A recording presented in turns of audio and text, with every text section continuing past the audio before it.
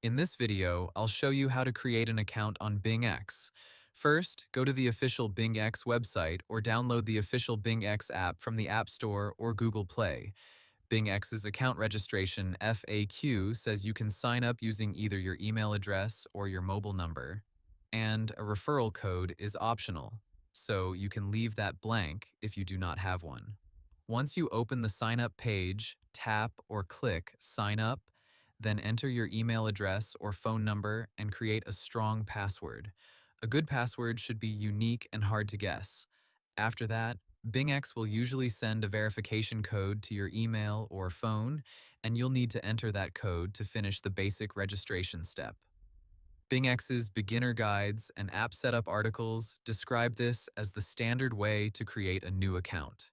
After the account is created, the next important step is identity verification, also called KYC. BingX's official KYC guide says you can log in, open your profile, choose identity verification or verification, and then complete the required steps. That usually includes entering your personal details, uploading your ID, and in some cases, taking a selfie with your ID. BingX also says advanced KYC can take around 2 to 10 minutes in many cases, although timing can vary. Once your account is verified, take a few minutes to secure it properly. BingX's security guidance recommends adding protections like Google 2FA, a passkey, and an anti-phishing code. These extra security steps are important because they help protect your login and withdrawals.